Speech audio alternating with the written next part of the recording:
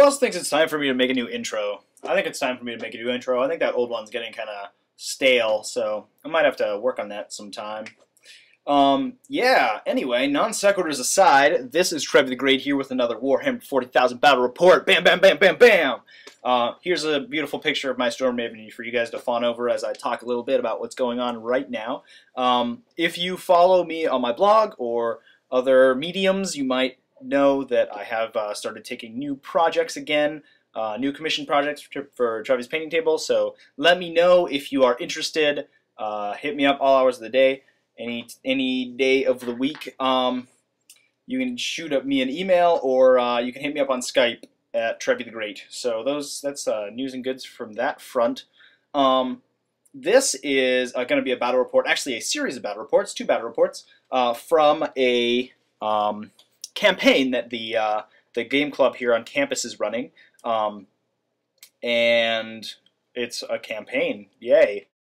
Okay, before I start talking about this whole battle report, I'm going to get a few things out of the way. First of all, I'm a huge fan of campaign and storyline-based play.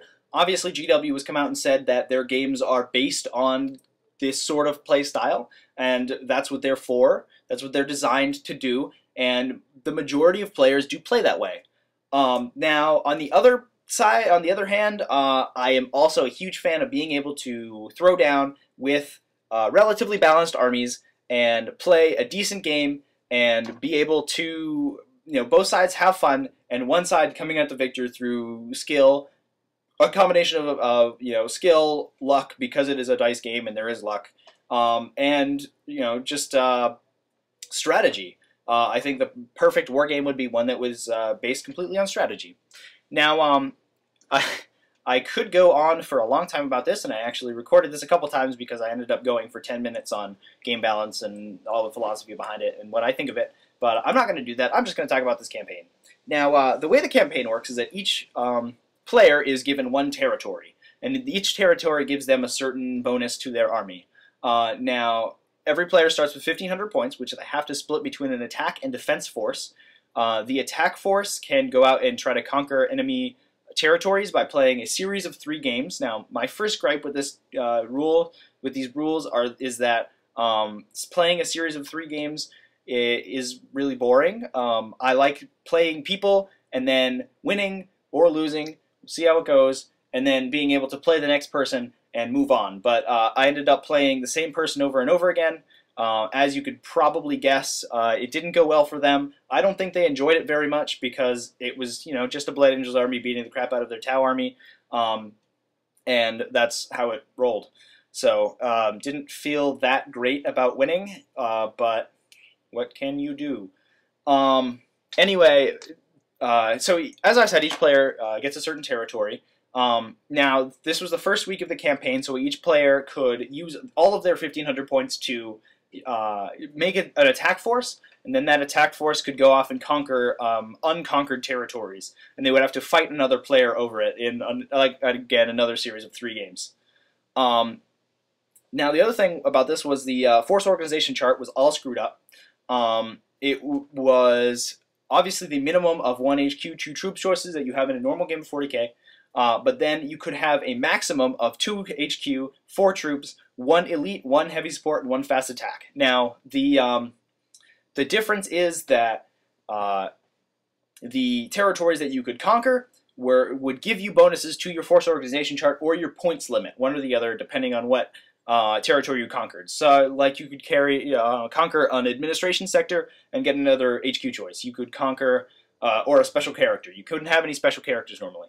Or you could conquer like a recruitment area, and then that would give you an additional troops choice. Or you could conquer a resource mine or something like that, and that would give you 500 points to spend on your army. Now, this early on, I had a lot of problems with the system. First of all, it wasn't explained very well. I didn't really know how to make an army list because I was told 3 or 4 different things on what I was supposed to do. First, I was supposed to make 2 1,500-point army lists. Then I was supposed to make a 1,500-point army list and split it down. Then I was supposed to make 2 army lists that added up to 1,500, but then only one of them could have HQ, and I was very confused. So, anyway, when that was all sorted out at the meeting of my game club, then it came down to building army lists, and obviously my army is built. I have a very small Blood Angels army. If you watch my battle reports, you'll see that I use the same army almost every single game. So it's very difficult for me to break it down into smaller chunks, especially smaller chunks that add up to the correct points level if I don't have the number of force organization slots that I normally would in a normal game. In a normal game, I'm using 2 of my heavy support slots, 1 of my fast attack slots, 3 of my elite choice slots, and 1 of my HQ slots. Now, the elite choices really bit me in the butt because obviously if you're going from having 3 elite choices available to having 1 elite choice available, that's going to be a significant points drop. The other thing was having 1 heavy support slot and then having 2 heavy support units in your army to make them add up to 2,000 made it very hard to be able to take units out and make a legal 1,500 point army. Now, thankfully, I did get a sort of foundry area that allowed me to take 2 additional heavy support choices. Now, I only had 1 additional heavy support choice in my army, so I took a Dreadnought and a Storm Raven in these games, as you'll see. But I can't say I'm a huge fan of the system. First of all, playing games, like I said before, playing 3 games with people is a lot of games. Playing, and there's a points system that you can win, like a victory point system attached to each game, which complicates things even more. But basically, it's going to come down to 2 out of 3 wins is going to take over the territory. The other thing is that you're going to have people playing against army defense forces that are 200 or 300 points. Now, there is a rule that you can, in your first battle, you'll play against the full defense force. In the second battle, you'll play against the defense force and half the attack force because the defenders brought in reinforcements to support them. But basically, that's going to give an automatic loss to the defender because most people aren't going to have the points to spend a lot on defense forces out of their attack force, and so a lot of people are going to be down in the first game, and it's not really going to be an enjoyable game because obviously they're going to get wiped off the board. And then they're going to be able to win because they'll have more points in the next game. So I'm not a huge fan of the system, to be perfectly honest, and I don't think it's going to work out too well. But honestly, we'll see. I'll play a couple games and see what happens.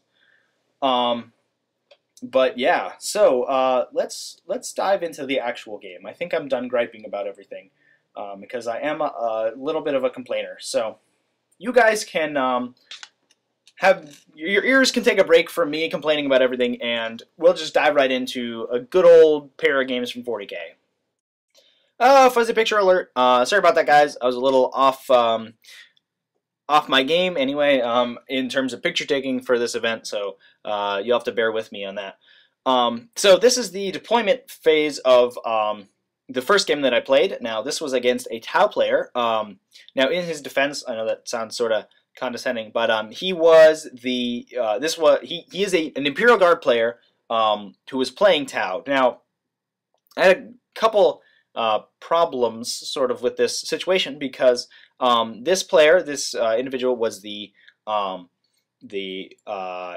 one of the officers for the club, and he was the one who wrote the campaign rules that we were using. And he told everyone that no one was allowed to change their army list between games, and no one was allowed to change their armies during the campaign. Now, he started off playing Tau, and then he said next week he was going to play Imperial Guard. So I don't know where that came from. So I asked him if I could play Tyranids next week. Now, next time I play a game, I don't know if I'll be able to go for a couple days. And after much deliberation, they said yes, but they said normally I wasn't allowed to do so. And I was like, well, you're changing your army, so I don't see why I have to stick with Blood Angels for the whole time.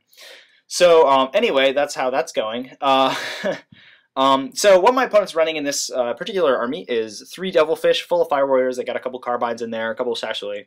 I don't remember all of the loadouts. All the Devilfish are straight up Devilfish. I believe they have multi-trackers, and they have a smart missile system rather than the twin-link burst cannons. Not twin-link, just double burst cannons that you'd normally have on a Devilfish. Or, sorry, the gun drones. Wow, I haven't played Tau in a while. Anyway, he also has a unit of stealth suits and a crisis battle suit with 2 bodyguards, and they have, I believe, twin-linked missile pods. So, as you can see, not a particularly effective Tau list. Does have a lot of mechanized units that could really pose a problem for me if they move around a lot. He didn't take disruption pods, which I was surprised at, and asked him about it, and he was like, whatever. So yeah, they're susceptible to long range shooting, unfortunately for him, and I can also take him down with my melted guns if I get close enough. Now he is fast enough to avoid me for a couple turns and just lay waste to my units with shooting, so we'll see how that goes. The scenario is seize ground. As you can see, possibly there are 2 objectives in the center of the board there, and then there's one up in the top right-hand corner on that ruined Aquila. So whoever has the most guys on objectives wins, yay!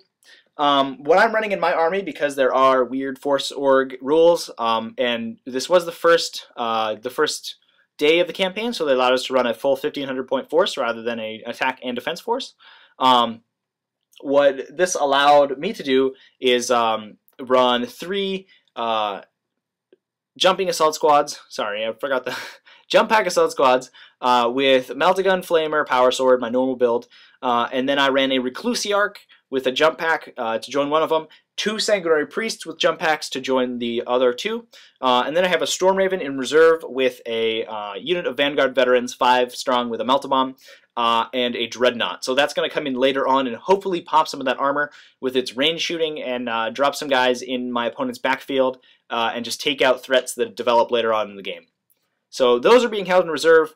My opponent has all of his stealth suits in reserve as well. And I've basically just deployed up the center. I'm going to rush those objectives and basically react to whatever he does, because my troops are fast enough to be able to do that. As you can see, he's just deployed his 3 Devilfish across his deployment zone. So that will be all. Let's see how it goes. Okay, so this is actually going to be the last photo of this report. There is one more coming right after this. This isn't the only game that I played today, so I'm just going to chalk 2 reports into one. This is basically going to be the last photo. Here's what happened. I believe this is the end of turn 3 or 4. My opponent moved his Devilfish up, dropped all his Fire Warriors out, got around to shooting off of me, killed a couple of my Marines. He probably forgot that I had Feel No Pain. I believe I left one of my Sanguinary Priests out of my unit like an idiot, and that got shot and got killed. So I was down to 1 unit with Feel No Pain, but he wasn't able to do enough damage. I assaulted all 3 of his Fire Warrior squads in the same phase, wiped them all out, and then basically moved around to be able to take out the rest of his units. As you can see, one of my units is on that right-hand objective. They're firing, I believe they've wrecked the Devilfish over there already, and they're just firing at the other one. The squad in the center with the Reclusiarch, they're moving in to attack the what do you call those guys? The battle suits. Wow, I really haven't played Tau in a while. And then the other squad on the left-hand side is just moving back to take that objective, and probably take some more Devilfish fire, but that's fine. They don't really mind.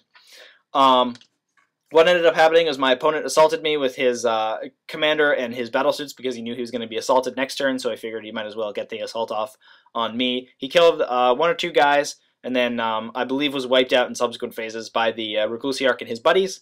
Other than that, I'm pretty sure I wrecked both of the Devilfish, which gave me a pretty solid victory. Now, obviously, my opponent made a couple huge mistakes. He also dropped his stealth suits in the left-hand corner, and I brought my Storm Raven in reserve, and they dropped the Vanguard Veterans, which wiped out the stealth suits. So that's how that game went. So like I said, obviously my opponent probably never played Tau before, made a couple mistakes. First of all, he dropped his Fire Warriors out of his Devilfish. I don't know why he did that, considering I have a very fast assaulting army, and he most certainly dropped them within assault range. So I'm not sure where he was going with that. And yeah, honestly, that was pretty much the biggest mistake. I would have built my army a little bit differently, but obviously you can't attribute a victory just to army lists. Unless you're playing Grey Knights. Yeah, I went there. So, other than that, I had some rules questions that my opponent was bringing up. First of all, he told me that his Battlesuit Bodyguards had 3 wounds and were weapon skill 4. Now, as you can imagine, that would, if they do have 3 wounds and weapon skill 4, which I did not look up on purpose, they are much harder to kill than having 2 wounds and weapon skill 2, which is what I believe they have after playing Tau for many years. So obviously I have not played Tau in a while, so I might be wrong on this, but I think that he was overestimating his troop stats in this game. So yeah, not sure where that came from. Other than that, that was a really quick game. Victory to me. Yay. 1-0 for the Blood Angels at this time. Okay, here we go. Here's the start of the next game. Basically, I haven't changed my army list at all. Now, this is where my opponent told me that, he told me at the beginning you weren't allowed to change your army list between games, and then he went and changed his army list, so pretty sure you can do that now, I guess. It helps to be the person who wrote the rules. So anyway, this is the exact same army list. 3 assault squads, Reclusiarch, 2 sanguinary priests, a Storm Raven with a dreadnought, and the Vanguard veterans. I deployed a little differently because the deployment was Spearhead, last time was Pitched Battle, and in this game it is again Seize Ground. There's one objective in the center of the board. You can sort of see it on the left-hand side of the photo. It's sort of half cut off. There's one in the right-hand side of the photo, and there's one on the upper right-hand side of the photo. And then I believe there's one in my opponent's deployment zone. So, very similar setup. Obviously, it's going to be more difficult for me to get to him because he will have more of a chance to fire at me, and I'll have to move even farther and faster. There is one building in the middle, you can't see it. That's going to give, when ruined building, it's going to give some cover to me while I'm moving over. Other than that, it's pretty sparing. So it's going to be a tough battle. So I've deployed my my Storm Raven gunship in the corner there. That can turbo boost a long way to be able to deploy troops into combat if I need them. And other than that, it's just going to give some heavy anti-tank support. At a longer range, I just read that Blood Strike missiles have a 72-inch range, so if it just sits there, I can fire all 4 of them clear across the board, be able to take out some tanks from far away. So we're going to see how that works out and get right into the game. Okay, so here is, I believe it is midway through turn 2 or 3. My opponent decided to only deploy a single Devilfish and leave everything else in reserve, which is a pretty logical choice considering the long-range firepower I had. So I decided to turbo boost my...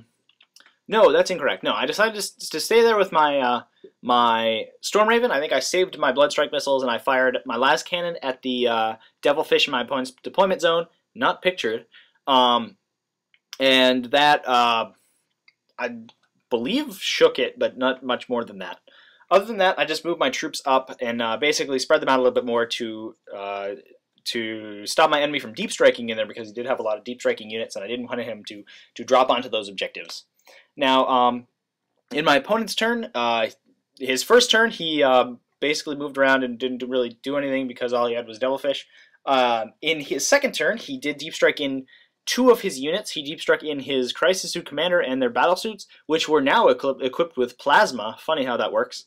And they were able to fire on one of my assault squads and kill 5 of them. And then jump back. They didn't jump back nearly far enough, though, and I was able to assault them with my Reclusiarch and 2 of my assault squads. One had the Sanguinary Priest in it. Unfortunately, my Reclusiarch was in the center of the squad before they jumped in to attack the battle suits, so he didn't actually get into combat this turn, and he's pretty much on the end of the line there. So it's going to be 2 or 3 rounds of combat before he can actually get in and do some damage. My opponent also dropped in a Stealth Suit squad, which he dropped it right next to my Storm Raven and got a perfect scatter to not hit anybody. Pretty much went right through a unit of Assault Marines to land on the other side. And then he got a Fusion Blaster shot off on the Storm Raven, but didn't know it had Ceramite armor, so that really didn't do anything. Okay, I think I messed up some of the order of the photos in this battle report. I'm sorry. But I did drop my Vanguard veterans before I turbo boosted my Storm Raven into the center of the board there. The Vanguard veterans were easily able to deal with the stealth suits. In hindsight, this probably wasn't the best idea in the world because the stealth suits didn't really pose much of a problem. They would have been annoying, but because most of my units have Feel No Pain and a 3+ armor save, they weren't really going to do much unless they got close enough with that Fusion Blaster, and even that's only 1 shot at Ballistic Skill 3, so... I probably would have been able to take care of them with a normal assault squad and not have to dedicate my Vanguard veterans to taking them out, but I didn't think of it at the time. I just figured that I had a unit in reserve to be able to take care of them very quickly and then catch up later. And the other thing was that the Vanguard veterans weren't a scoring unit, so I didn't really need them up front to begin with, so I didn't really consider keeping them back. But that move is unfortunately going to pretty much keep them out of most of the game for the remainder. As you can see, my my assault marines are still in combat with the what do you call those guys? The battle suits. Wow. Again, he told me he had weapon skill 4 and 3 wounds, so it was taking quite a bit of punishment to be able to take one down. Don't think they have weapon skill 4 and 3 wounds, but I just because he was a newer player, I gave him the benefit of the doubt. Newer player to Tau. I don't think he's an actual newer player in general, but I gave him the benefit of the doubt, and I gave it to him anyway. So yeah, that's how this turn's going. He also got my opponent got the remainder of his devilfish in, so they're pretty much all over his side of the board and his objective. I'm going to see if I can drop my Dreadnought down next turn and be able to do some damage with its multi-melta and its big old Dreadnought close combat weapon. Okay, so this is 2 or 3 turns later. I was being very sporadic on taking pictures during this report, so very sorry about that. What's happened here is that my Storm Raven moved up and dropped off its Dreadnought. The Dreadnought assaulted the Devilfish that it's standing in front of over there in the top left-hand corner of the photo. And then all of the Fire Warriors got out and immediately assaulted the Dreadnought because they had EMP grenades and were able to take it out pretty easily. They eventually immobilized it, took out all its guns, and then got an additional weapon destroyed result to further wreck the vehicle. They then moved up to attack one of my objectives. My Assault Marines had just recently been able to finally kill the 3 wound bodyguards and with their weapon skill 4 and their commander. And they were moved up and were able to easily take out the Fire Warriors right there. I was also able to immobilize one of the other Devilfish, so that had to drop its Fire Warriors, and it was off an objective, which meant that they were far away from an objective and far away from any scoring range. That other Devilfish on the what is that? The right-hand corner, the right-hand side of the photo, lower right-hand side. That has no troops in it. That already dropped its troops onto my opponent's objective, and it's moving around to try to contest my objective. Now, I fired at this stupid Devilfish every single turn with my Meltagun in that assault squad in the center there, and he missed every time except I believe the last turn of the game, when the Devilfish exploded and killed him in the explosion. So it was pretty funny and a pretty bad luck, to be honest, because I probably could have stopped that thing pretty easily and been able to deal with that Fire Warrior squad that was shooting at me, but the Devilfish was more of a concern. So pretty funny how that works. Now, as you can see, also, my Storm Raven has moved into the back of my opponent's deployment zone in order to do some damage to those Fire Warriors from behind, and also try to contest their objective if the game ends. I believe the game was on turn 4 or 5 at this point, so it was getting close to the end, and I really wanted to have that that lead. So right now it's 2-0 in terms of objectives, so I have a pretty good chance of just pulling this one out. Now that Devilfish on the right-hand side there is a problem at this point, but I do destroy it later on, which pretty much stops anything from being able to take my objectives. Okay, so here's going to be the last photo of the game and of both reports. The the Fire Warriors on my opponent's objective were wiped out by the Vanguard Veterans, which was a good turn of events. I actually got a really good round of rolling off, which was good because the rest of my rolling had not been that great. And then my opponent moved up with his Fire Warriors that were behind that Devilfish on the right-hand side. Sorry. And moved them up for a couple turns, got some shots off. I don't believe he was able to accomplish anything, but he moved them up and tried to fire at the squad in the center there. I believe that's the squad with the Reclusiarch, so he was trying to either pin them or get them to run away. He did neither because they are fearless, so he decided to call the game at that point because all he had was an immobilized Devilfish and a squad of Fire Warriors. The Devilfish on my objective was wrecked by the Meltagun, as I said, and the explosion killed him.